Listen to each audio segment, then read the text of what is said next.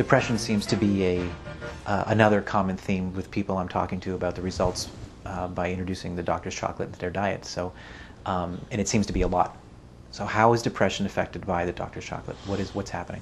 Well, you have to remember, depression is quite a complicated illness. There are many causes, and most of them are helped or remedied by using natural healing methods anyway, better diet and better nutrition. So we're on a winner there anyway. But there are specific things in chocolate that would help a person who's found themselves being depressed. I mentioned phenylethylamine. Now that's a phenylamine.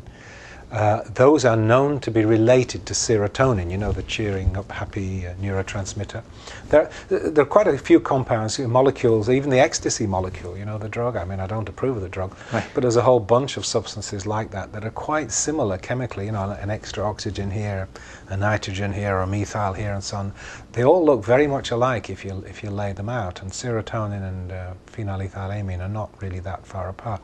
So that would explain why PEA does cheer people up. So there's no question.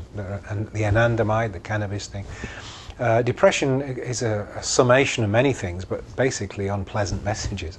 So if you calm down the unpleasant, stressful messages that are coming to you internally, then you feel better naturally. So it's logical, and the stories do bear out the fact that it's a great depression buster as well, not just stress, but it cheers people up, for goodness sake.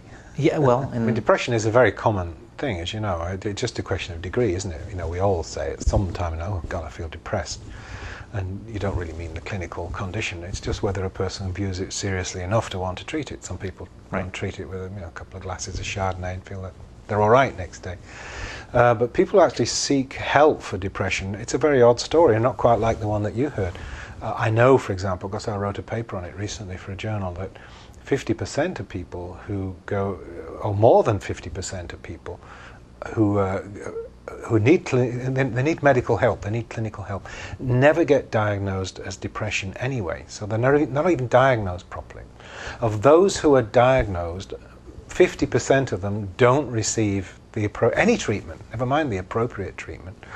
Of those that receive the appropriate treatment, only 25% have enough of the drug substance or take it for long enough to have any effect. So do the math, it means that only about 6% of people who are depressed actually have any kind of effective therapy anyway. Most people don't even know that they're suffering depression, and if they do, their doctor doesn't know. They end up in the wrong things for the wrong reasons. It's a mess. It's a sad story, depression.